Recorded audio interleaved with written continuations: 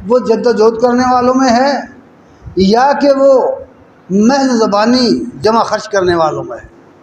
بغیر ایمان کے، بغیر یقین کے نیکی کوئی حقیقت نہیں رکھتی۔ اسلام کا نقطہ نظر یہ ہے کہ جتنے نیک کام تم کرتے ہو اس کا بدلہ اللہ تعالیٰ سے لینا ہے، تم نے اللہ کی رضا کے لیے کرتے ہو، اللہ تعالیٰ کو خوش کرنے کے لیے کرتے ہو، اور باقی ایمان کے بغیر کرتے ہو تو اللہ تعالیٰ اس کا اجر اس دنیا میں دے دے گا اس شخص کو۔ یہاں دنیا میں بڑے بڑے کام کیے ہیں، بڑے بڑے اسپتال لوگوں نے بنائے ہیں، کافر قوموں نے، کافر لوگوں نے، اور آج بھی کر رہے ہیں، ارب روپیہ خرچ کر رہے ہیں آج بھی دنیا پر، لیکن بغیر ایمان کے کر رہے ہیں۔ وہ آخرت کے لیے نہیں کر رہے، اللہ پر اور اللہ کے رسول پر یقین اور ایمان کے ساتھ نہیں کر رہے۔ بے شک وہ خدمت خلق کا کام کر رہے ہیں، اس میں کوئی شک نہیں، اس کا اجر اللہ نے ان کو دنیا میں دے دیا ہے، اور اللہ تعالیٰ نے ان کو دگنا کر کے واپس کر دیا ہے۔ آج بھی وہ قومیں مسلمان قوموں سے کہیں آگے ہیں اپنے ان کاموں کی وجہ سے، کہ اصل میں یہ کام مسلمانوں کے کرنے کے، اس لیے یہ بات کھول کر بتا دی گئی کہ اللہ کے ہاں، اللہ کے لا یستوون عند اللہ، کہ اللہ کے نزدیک برابر نہیں ہے، اللہ کے نزدیک یہ برابر نہیں ہے۔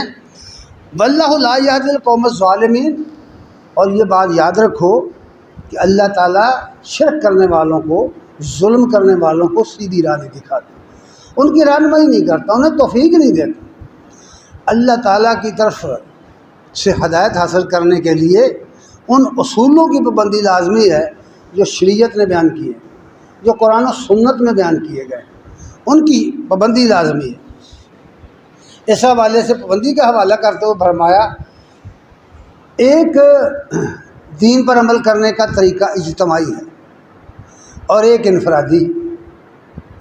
انفرادی طریقہ تو جو ہے وہ تو یہ ہے کہ ہم نماز پڑھ سکتے، نماز پڑھتے ہیں، جس کا دل چاہے نماز پڑھتا، جس کا دل چاہتا نہیں نماز پڑھتا۔ ہم زکوٰۃ بھی ادا کر سکتے ہیں، روزے بھی رکھ سکتے ہیں، حج بھی کر سکتے ہیں، حج کرنے جاتے بھی ہیں لوگ۔ یہ سارے کام، مسجد بھی تعمیر کرتے ہیں، مدارس بھی چلاتے ہیں، یہ انفرادی کام یہ ہم کر سکتے ہیں، کوئی رکاوٹ ہمارے لیے نہیں ہے۔ لیکن ایک ہے اجتماعی کام، اور اجتماعی کام چونکہ ہم لوگ نہیں کرتے، اس لیے یہ انفرادی کام غیر مؤثر ہو گئے۔ یہ پوری دنیا اسلام، پوری دنیا کے مسلمان یہ سب کچھ کر رہے ہیں۔ آپ جانتے ہیں کہ حج کا اجتماع کتنا بڑا ہوتا ہے، لاکھوں کا مجمع ہوتا ہے، اور وہ لاکھوں کا مجمع میدان عرفات میں اس یقین اور ایمان کے ساتھ کہ یہاں میدان عرفات میں جو کچھ بھی اللہ سے مانگا جائے وہ اللہ تعالیٰ اسے عطا کر دیتا ہے۔ یہ عقیدہ ہے نا یہ یقین کہ جو شخص طواف بیت اللہ کرے، ہجر رسول کو بوسہ دے، مقام ابراہیم پر نفل پڑھے اور پھر دعا کرے تو اس کی دعا قبول ہوتی ہے، یہ ہمارا یقین ہے۔ تو پھر کیا وجہ ہے؟ اگر یہ ایسا ہی ہے تو یہ لاکھوں مسلمان، لاکھوں کا اجتماع رو رو کر وہاں دعائیں کرتے ہیں کہ اے اللہ اسلام کو غالب کر دے، اے اللہ ان ظالموں کو ختم کر دے جو مسلمان کو ظلم کر رہے ہیں، اے اللہ اسرائیل کو برباد کر دے، اے اللہ قادیانیوں کو برباد کر۔ دعائیں کرتے ہیں نا لوگ، قبول کیوں نہیں ہوتی؟ فرمائیے کیا ہو گیا ہے؟ کیا ان دعاؤں کے ساتھ دشمنوں کے جہازوں میں کیڑے پڑ گئے؟ کیا اس سے دشمنوں کا، مخالفین اسلام کا کچھ بگڑا ہے؟ وجہ کیا ہے؟ بھئی وجہ صاف اور واضح ہے کہ ہماری انفرادی زندگی میں جستہ طور پر چند لوگوں کے اندر، بہت کم تعداد ہے ان لوگوں کی انفرادی طور پر، 5% سے زیادہ لوگ نہیں ہیں جو نمازیں پڑھنے والے، 2-3% سے زیادہ لوگ نہیں ہیں زکوٰۃ دینے والے، اور 2-3% سے زیادہ لوگ نہیں ہیں روزہ رکھنے والے، اور حج کرنے والے تو 1 فی 1000 بھی نہیں بنتی ان کی تعداد۔ جب صورتحال یہ ہو، مجموعی طور پر پوری قوم، پوری ملت اسلامیہ اسلام سے دور ہو گئی ہو، ان کے اعمال، ان کے عقائد ہمارے سامنے ہیں، یہ ساری چیزیں کہ ہر شخص کے اندر گروہ در گروہ مسلمانوں کے اندر شرک پیدا ہو گیا، مسلمان شرک کرنے لگے اور وہ شرک کو عبادت سمجھتے ہیں، وہ بدعت کو سنت سمجھنے لگ گئے، انہیں دین کی سمجھ ہی نہیں رہی، اور ان کی انفرادی زندگی بہت کم تعداد ہے جو اگر ہے بھی تو ان کی دعائیں غیر مؤثر نہ ہو جائیں تو اور کیا ہو۔ دعائیں قبول اس وقت ہوتی ہیں جب زمین پر اللہ کی حدیں نافذ ہوتی ہیں۔ 40 دنوں کی نماز سے ایک حد کا نفاذ بہتر ہے، یہ حدیثوں میں آیا ہے، ایک حد نافذ کر دو، ایک قانون نافذ کر دو اسلام کا، 40 دن کی نمازیں تم پڑھو گے تو اس سے بہتر ہے۔ اب تم اجتماعی طور پر دیکھو، ہمارا اجتماعی عدالتی نظام غیر اسلامی قانون پر، ہمارا سیاسی نظام، آپ روزانہ اسمبلی کا حال دیکھتے ہیں، آپ الیکشنوں کا حال دیکھتے ہیں، آپ ان لوگوں کو دیکھتے ہیں کہ یہ کتنی پارٹیاں بدل کر مفاد پرست طبقہ، کبھی اس پارٹی میں، کبھی اس پارٹی میں، کبھی اس پارٹی میں، اور ان کا نام لوٹے پڑا ہوا ہے۔ اور بھائی ان کو نہ کہو گے لوٹے، یہ عوام بھی تو لوٹا ہے نا، یہ جو ان کو قبول کرتے ہیں، وہ ادھر سے ٹکٹ لے کے آئے تو ہم پھر بھی ووٹ دیتے ہیں، وہ ادھر سے آ جائے تو ہم پھر بھی ووٹ دیتے ہیں۔ یعنی اگر آپ موازنہ کر کے دیکھیں تو سیاسی لحاظ سے غیر اسلامی سسٹم، عدالتی لحاظ سے غیر اسلامی قوانین، اور انتظامی لحاظ سے دیکھیں تو یہاں ہر کام رشوت سے، کوئی ادارہ، کوئی شعبہ ایسا نہیں ہے، کوئی شعبہ پاکستان کا ایسا نہیں ہے جہاں رشوت کے بغیر کام چلے، سفارش کے بغیر کام چلتا ہو۔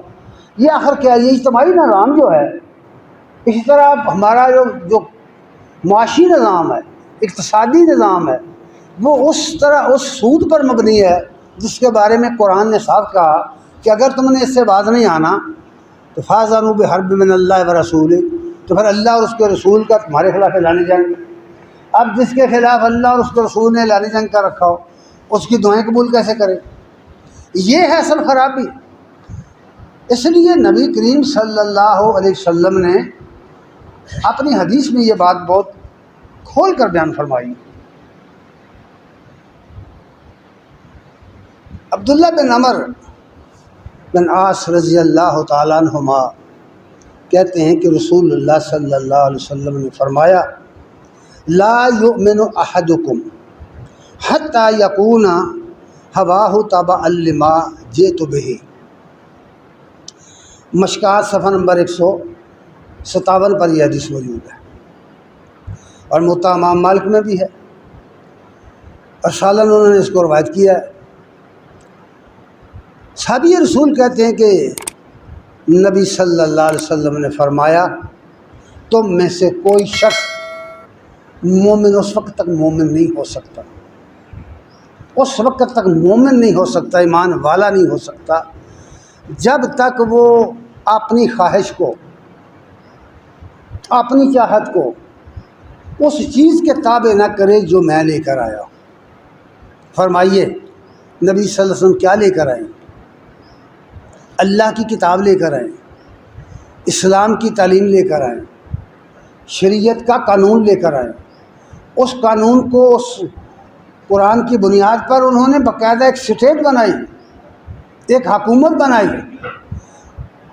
اس حکومت کے اندر اس قانون کے مطابق عدالتیں قائم ہوئیں، اس حکومت کے اندر اس کی سیاست قائم ہوئی، ان خلفاء کی شورائیں قائم ہوئیں، ان کے شورا کے ممبر منتخب ہوئے، اور انہوں نے پوری دنیا کے اندر انصاف کیا، پوری دنیا کو انہوں نے انصاف دیا، عدل قائم کر دیا۔ کسی کی مجال نہیں تھی کہ کسی چھوٹے آدمی پر ظلم بڑا آدمی کرے۔ وہاں کوئی آدمی بھوکا نہیں سوتا تھا۔ یہ اس طرح کی بے شمار مثالیں ہیں۔ بچے پیدا ہوتے تھے تو ان کے وظیفے لگ جاتے تھے، ان کے علاج مفت ہوتے تھے۔ یہ ہماری تاریخ کا ایک سنہری باب ہے، اس کو پڑھ کر دیکھیں، کریں مطالعہ اس کا۔ آج جو لوگ کہتے ہیں کہ یورپ کے اندر یہ اور یہ اور یہ سہولتیں ہیں، یہ تو سب کچھ پہلے ہو چکا۔ جب یہ خلافت کا ادارہ ٹوٹ گیا، مسلمانوں کا کوئی پلیٹ فارم نہ رہا، مسلمانوں کے اندر انتشار پیدا ہو گیا، افتراق پیدا ہو گیا، لوگ گروہ در گروہ تقسیم ہو گئے، اور نہ صرف ہے کہ وہ سیاسی طور پر گروہ بن گئے، وہ نسلی طور پر بھی گروہ بن گئے. آج نسل پرستی عام ہے مسلمانوں کے اندر، گروہ پرستی عام ہے، زبان پرستی عام ہے، مذہب پرستی عام ہے. آج مسلمانوں کا حال اتنا گمبھیر ہو گیا ہے کہ مسلمان کا گلا کاٹ رہا ہے، مسلمان کے خلاف لڑ رہا ہے، مسلمان کی مدد نہیں کر رہا. تمہارے سامنے یہ ہندوستان کے اندر کیا ہو رہا ہے، یہ فلسطین کے اندر کیا ہو رہا ہے، افغانستان میں کروڑ لاکھوں لوگ قتل کر دیے گئے. یہ مسلمان ہیں جو ان کی مدد کی ہے ان لوگوں نے. آپ خود ہمارے ملک کے اندر روزانہ کتنے قتل ہوتے ہیں، کتنے جرائم ہوتے ہیں، کوئی پوچھنے والا نہیں ہے. کس قدر اس ملک کے اندر لوٹ مار مچی ہوئی ہے، کس طرح اس کے وزراء، اس کے حکمران، اس کے بیوروکریٹ جو ہیں کس طرح ملک کو لوٹ رہے ہیں. کون نہیں جانتا؟ یہ بھائی ساری لوگ جانتے ہیں، ساری پبلک جانتی ہے ان باتوں کو. لیکن اس کے باوجود صورتحال یہ ہے کہ جب الیکشن آئیں گے پھر انہی لوگوں کو، کرپٹ لوگوں کو منتخب کرنے کے لیے ہم لوگ پھر تیار ہو جائیں گے. اس لیے انفرادی طور پر جو لوگ نیکی کا کام کر رہے ہیں، جب تک وہ یہ بات نہ سمجھیں کہ اس ملک کے اندر، اس دنیا کے اندر اسلامی انقلاب نہیں آ سکتا جب تک اجتماعی طور پر اسلام غالب نہ آ جائے، اس کو جو ادارے ہیں ان کے اندر اسلام کا نظام نہ آ جائے، ممکن نہیں ہے. آج جتنی خرابیاں ہیں یا جتنے بابیلا ہو رہا ہے یا جتنے احتجاج ہو رہے ہیں، اس کی بنیادی وجہ یہ ہے کہ ہمارے ملک کے اندر اسلامی نظام قائم نہیں ہے، اسلام کی حکومت قائم نہیں ہے، جس کا نتیجہ یہ نکلا ہے کہ آج اس ملک کے اندر اس کے حکمران بت قد تعمیر کرنے پر فخر محسوس کر رہے ہیں اور لوگوں کو ریفرینڈم کے ذریعے پوچھ رہے ہیں کہ بت قدہ بنایا جائے کہ نہ بنایا جائے. اور جو اس کے حامی ہوتے ہیں انہیں کچھ غرض نہیں ہے کہ بت قدہ بن رہا ہے، کہ کیا ہو رہا ہے، مسجدیں ڈھائی جا رہی ہیں، کچھ غرض نہیں ہے.